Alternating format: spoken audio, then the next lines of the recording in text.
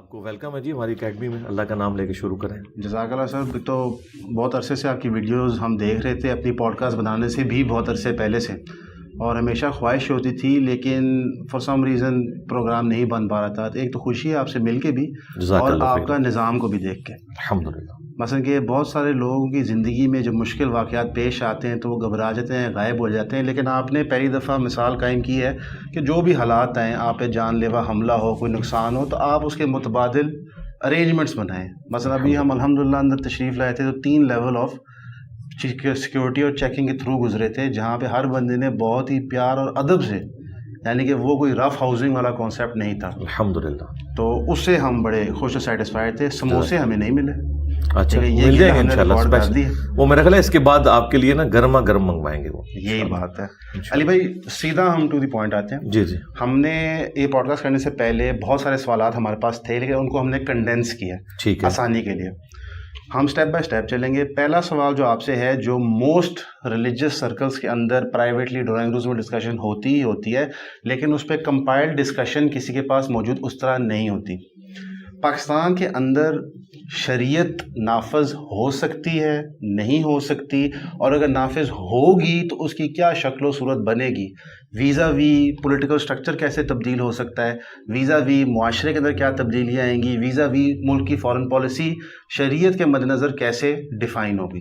شریعت کے صرف وہ قوانین لاگو ہو سکتے ہیں جن کے اوپر سب کا اتفاق ہے. مثلا سود کی حرمت, اس کے اوپر سب کا اتفاق ہے. اسی طریقے سے مکس گیدرنگ کو یونیورسٹیز میں, کالجز میں کس طریقے سے مینیج کیا جائے کہ ایسا نہ ہو, الگ یونیورسٹیز بنے.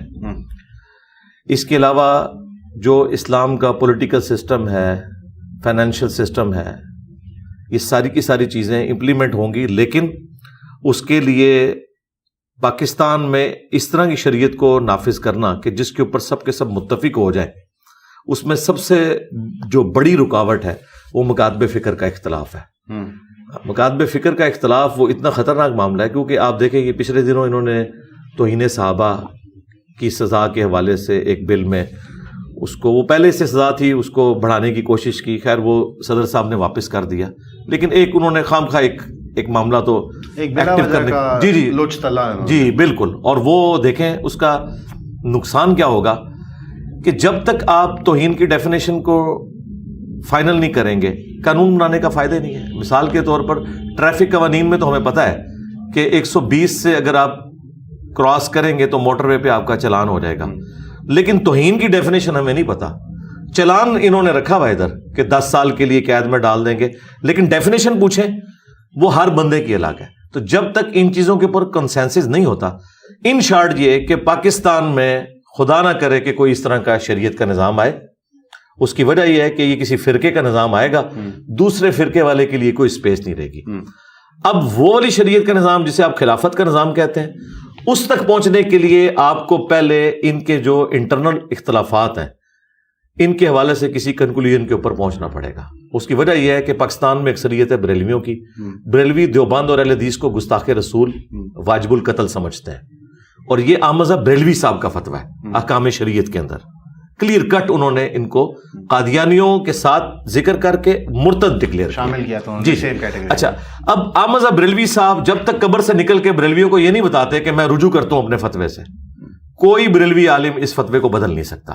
جب بدل نہیں سکتا تو کل کو اگر بریلویوں کی شریعت یہاں پہ نافذ ہوتی ہے تو دیوبند اور اہل حدیث جو پوری زندگی خلافت کی باتیں کرتے رہے, انشاءاللہ خلافت کے پہلے شہداء وہی ہوں گے, خلافت کے نام کے اوپر وہ قتل ہوں گے.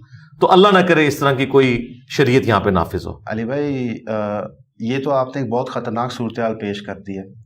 اگر گنجائش ہے ہی نہیں ان فرقوں کے اندر کہ یہ کسی بات پہ کمپرومائز کریں, اس کا کیا مطلب ہے کہ پاکستان میں for the near foreseeable future, واللہ عالم 100 سال میں کیا ہوتا ہے انسان نہیں بتا سکتا, شرعی قانون نافذ کرنا تقریباً ناممکن ہے, جو آپ کی گفتگو سے میں نے اخذ کیا. چند ایک چیزوں کے سوا, مثلا چور کی ہاتھ کاٹنے کی سزا, اسی طریقے سے شادی شدہ جو زانی ہے اس کی سزا, اس پہ تو آپ اتفاق کر لیں گے, لیکن جو اصل چیزیں ہیں جو اس وقت بون آف کنٹینشن بنی ہوئی ہیں ان کے اوپر کبھی بھی ان کا اتفاق نہیں ہوگا. مثلا آپ سمجھ سکتے ہیں کہ اگر سنیوں کی حکومت آ جائے تو کیا وہ شیعہ کو 10 محرم کا جلوس نکالنے دیں گے؟ چاہے سعودیہ میں نکال کے بتائیں, کنٹرول انوائرمنٹ میں وہ سب کچھ کرواتے ہیں, خود وہ نکالیں گے اپنے جلوس ٹھیک ہے, لیکن دوسروں کو نہیں نکالنے دیں گے, تو اس کا الٹیمیٹ انجام کیا ہوگا؟ قتل و غارت اور انارکی پھیل جائے گی. اس لیے میرا خیال ہے کہ پاکستان کو اسلامک ڈیموکریسی سوٹ کرتی ہے جو اس وقت چل رہی ہے. صرف یہ ہے کہ اس میں ہر ادارہ اپنا کام کرے, ایک دوسرے کے کاموں میں دخل نہ دے اور رائے عامہ ہموار کریں. اس کے بعد انشاءاللہ تعالیٰ جب معاملات آگے کی طرف جائیں گے تو کوئی رزلٹ نکلے. علی بھائی, جب آپ اسلامک ڈیموکریسی کہتے ہیں جو پاکستان میں چل رہی ہے, تو یہاں پہ بھی ایک کنفیوژن ہے, ایگزسٹ کرتی ہے. آپ کو لیفٹ کا طبقہ ملتا ہے جو کہتا ہے کہ اسلام نے بڑا کرٹیکل رول پلے کیا پاکستان کی تباہ اور بربادی میں, اسپیشلی ضیاء الحق کی اسلامائزیشن میں. آن دی ادر ہینڈ آپ کو ایک رائٹ کا طبقہ ملتا ہے جو کہتا ہے ہمیں کبھی اصلی موقع دیا ہی نہیں گیا.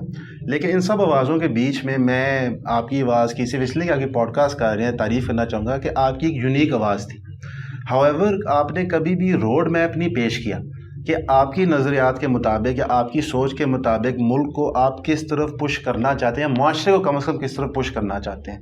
ایک بات ہمیں ضرور سمجھ آتی ہے آپ کی گفتگو سے کہ یہ فرقہ واریت کے آپ سخت خلاف ہیں اور آپ literal understanding of Quran and حدیث کے اوپر ایمان رکھتے ہیں اور الحمدللہ اس کو آپ پریچ آف پریکٹس کرتے ہیں. جب ہم وہ چیزیں اپنی زندگی میں اسپیشلی ہمارے سیاسی معاملات میں امپلیمنٹ کرنے کی کوشش کرتے ہیں تو اس کا روڈ میپ ہمارے پاس نہیں ہے. روڈ میپ میں نے دیا اور تو کسی نے نہیں دیا, باقی تو صرف باتیں کر رہے ہیں. واضح کریں, دیکھیں جتنے لوگ خلافت کے اوپر باتیں کر رہے ہیں, اسلامک سسٹم کے اوپر باتیں کر رہے ہیں, وہ صرف علمی شہادت پوری کر کے وی لاگس بنا کے اٹھ جاتے ہیں.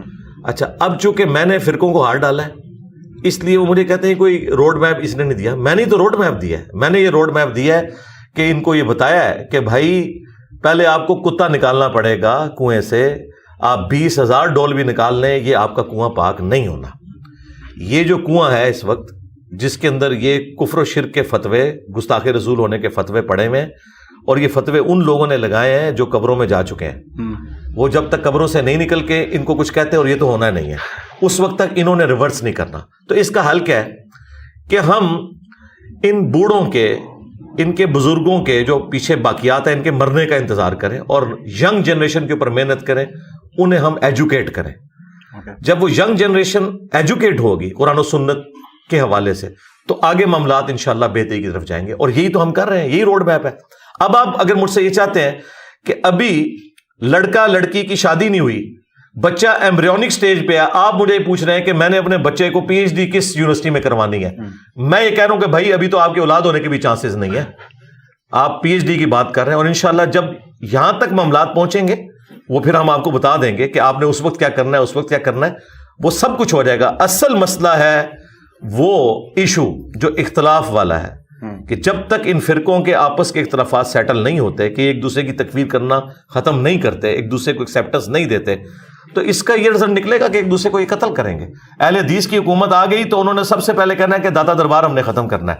آپ مجھے بتائیں پاکستان میں اگر 12 کروڑ بریلوی ہیں اور اہل حدیث خلافت قائم کر دیتے ہیں اور وہ کہتے ہیں کہ نبی الاسلام کا فرمان ہے مسلم شریف میں کہ مزارات کو آپ نے گرانا ہے, قبروں کے اوپر مزار نہیں بنا سکتے, تو یہ تو ادھر دنگا اور فساد شروع ہو جائے گا. اس کے لیے آپ کو پبلک کو ایجوکیٹ کرنا ہے, اور اس طرح کی جتنی ایکٹیویٹیز ہیں ان کے اوپر آپ نے کمپرومائز کرنا ہے وقتی طور کے اوپر.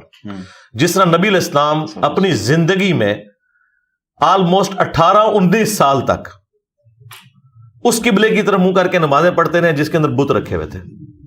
آپ گریلا وار کر کے سارے بت توڑوا سکتے تھے. جس طرح آپ کو یہ مشورے دیتے ہیں خلافت قائم کرنے کے, جی کوئی آرمی چیف ایسا لے آؤ, ایک بھگت جو کہ ہم ضیاء الحق, ٹھیک ہے, کیا اس نے اسلام کی بدنامی کی نا صرف.